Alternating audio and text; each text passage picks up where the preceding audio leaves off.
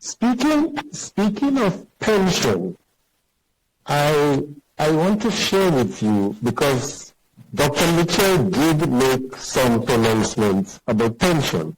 So I want to share with you a bit of what Dr. Mitchell and his team actually said about pension. And here goes.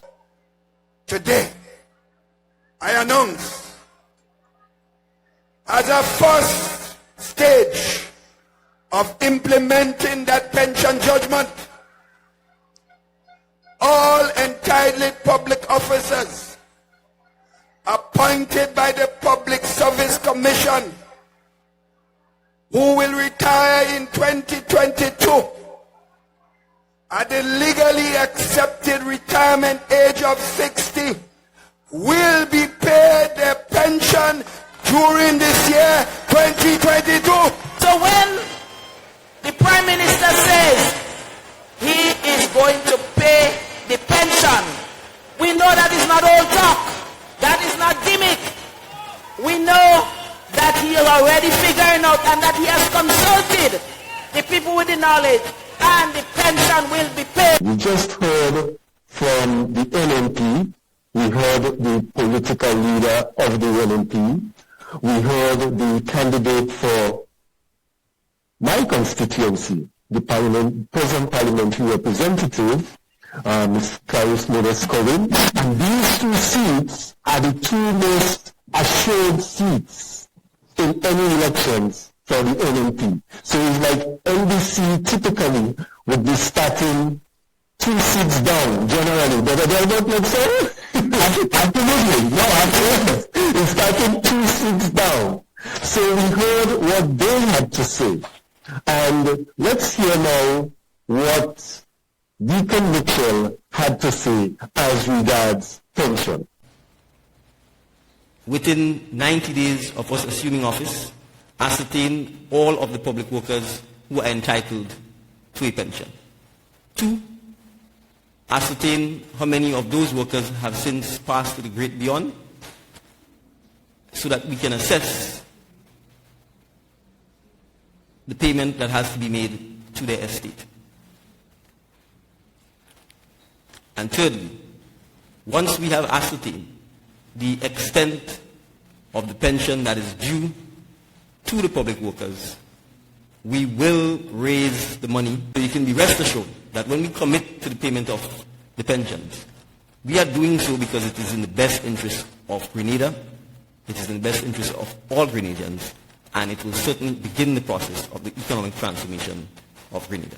What would you say, Dr. Pierre? Because Dr. Mitchell, they said that they were going to pay, and because you said that was one of the most critical elements of the campaign. Dr. Mitchell said he was going to pay. Deacon Mitchell and his NDC gave a commitment to pay. What would you say made that difference in the commitments that were given? And what do you believe was responsible for Grenadians actually believing in Deacon Mitchell's word rather than Dr. Mitchell's word, right? And seeing as Dr. Mitchell had been there for all of these years, right? He's been the longest serving parliamentary representative. He's held power for 13 unbroken years and then another 9 unbroken years, okay?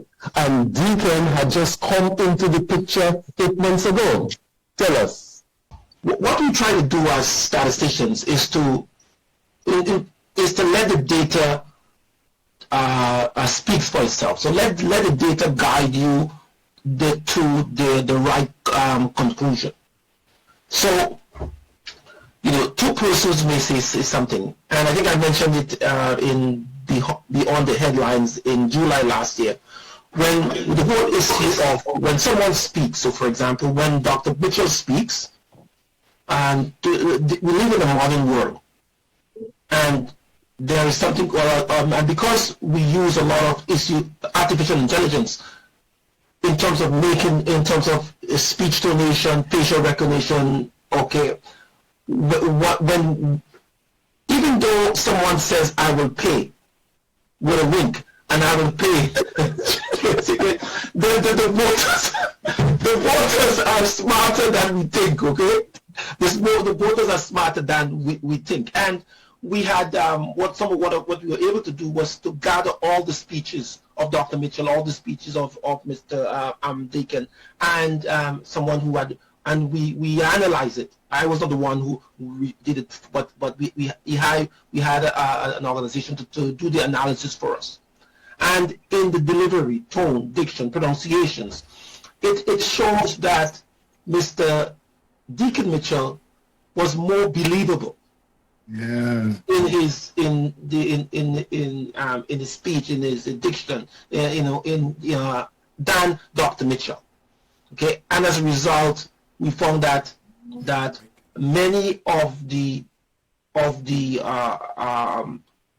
NDC supporters believed that Mr. Deakin would pay, but the challenge Dr. Mitchell had is that about 35% of his supporters also believe that if elected, Mr. Deakin, Prime Minister Deakin, will pay. Wow. But the NNP supporters stated that they did not believe, a high percentage, around 38-39% of them, did not believe that Dr. Keith Mitchell would pay the pension. And since that pension was the most important aspect of the election, these voters, these strong, loyal NNP voters, voted for the NDC.